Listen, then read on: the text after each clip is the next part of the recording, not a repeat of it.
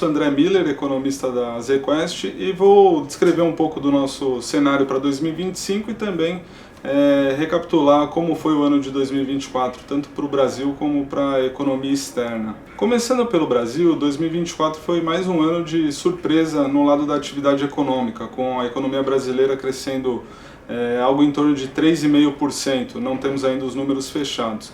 Uma surpresa relevante, né? Um crescimento bem mais alto do que era o esperado no começo do ano. Vários fatores contribuíram para isso, né? Um nível de expansão fiscal acima do que era o esperado, principalmente no primeiro semestre do ano passado, uma força bastante grande do mercado de trabalho, com a renda das famílias também sendo um impulso relevante. E também o mercado de crédito, tanto via emissões de debêntures no mercado de crédito privado, como também as concessões para as famílias. Isso tudo impulsionou a demanda, né? O consumo das famílias deve ter crescido em torno de 5% no ano passado, e esse cenário acabou se traduzindo numa mudança bastante relevante do lado da política monetária. E o Banco Central, inclusive, teve que retomar um ciclo de alta de juros em função desse crescimento mais elevado, num ambiente de bastante desconfiança com relação à política econômica implementada pelo governo, que tem se traduzido em pressões de custos, principalmente pela depreciação cambial. A inflação em 2024 ela surpreendeu para cima também, nesse contexto de maior crescimento. O IPCA fechou o ano em aproximadamente 4,9%. Porém, o que é relevante destacar é que a surpresa ela se concentrou principalmente na parte de alimentação no domicílio. Para 2025, a economia brasileira entra o ano com uma utilização da sua capacidade bastante elevada, o que aumenta o risco, principalmente no ambiente de expectativas de inflação desancoradas, de que os níveis do IPCA possam acelerar bem mais do que hoje é esperado pela autoridade monetária.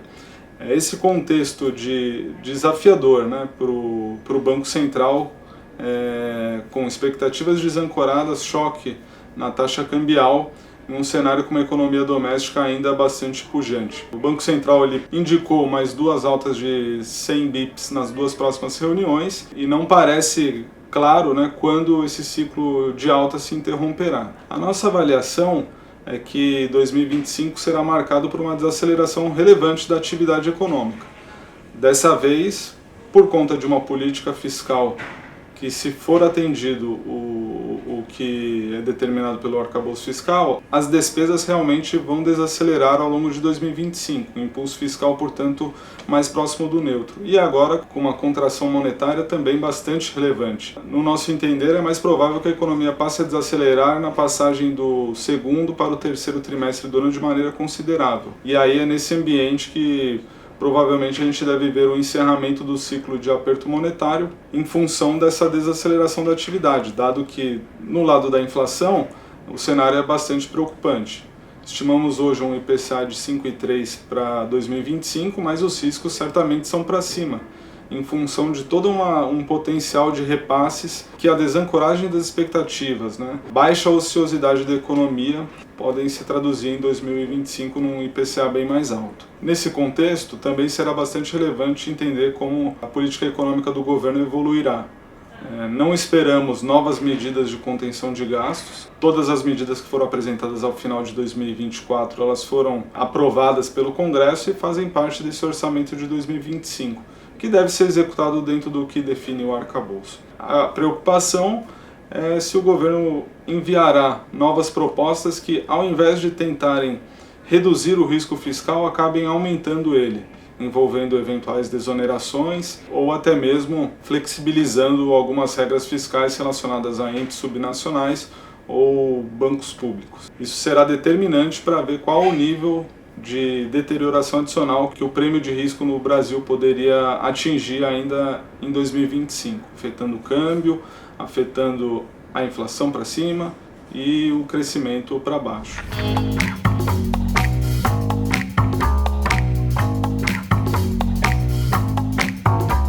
Olhando para o mercado internacional, o principal foco de atenção dos analistas foi a condução da política monetária nos Estados Unidos.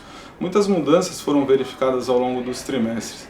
ora o mercado precificando cortes intensos de juros, pesando mais um eventual enfraquecimento da atividade, ora pesando mais uma inflação mais alta, inclusive sinalizando uma continuidade de um ciclo de juros restritivos por mais tempo. No final das contas, no mês de setembro, o Fed começou um ciclo de afrouxamento monetário em 50 pontos, principalmente depois de um dado de mercado de trabalho mais fraco do que o esperado e pequenas surpresas do lado da inflação. Isso torna mais claro que a função de reação do Fed pesa bastante o lado do emprego, né? Então, para 2025, qualquer movimento mais fraco do mercado de trabalho deve ter uma resposta de política monetária que possa ser mais intensa do que o mercado precifica hoje. Ao mesmo tempo, destacamos que a atividade nos Estados Unidos ela permanece bastante forte, evoluindo entre 2,5% a 3% de crescimento real, com o consumidor americano dispondo de muita renda e também um crescimento no seu patrimônio, via valorização dos ativos.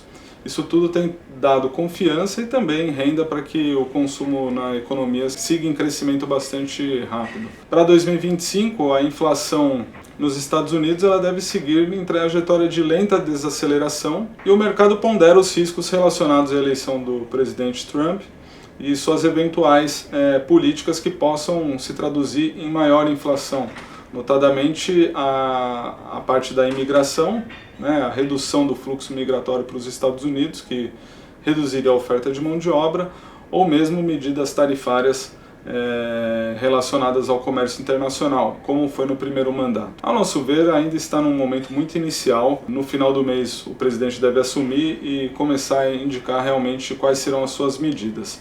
Ao nosso entender, ele tem destacado a inflação como um problema nos Estados Unidos. Então, a nossa expectativa inicial é de que as medidas elas sejam desenhadas de uma maneira que não tenha um impacto tão grande na inflação num primeiro momento, o que deixaria espaço para que o Fed respondesse num eventual cenário de enfraquecimento do mercado de trabalho nos Estados Unidos. Claro que esse é um ambiente muito incerto.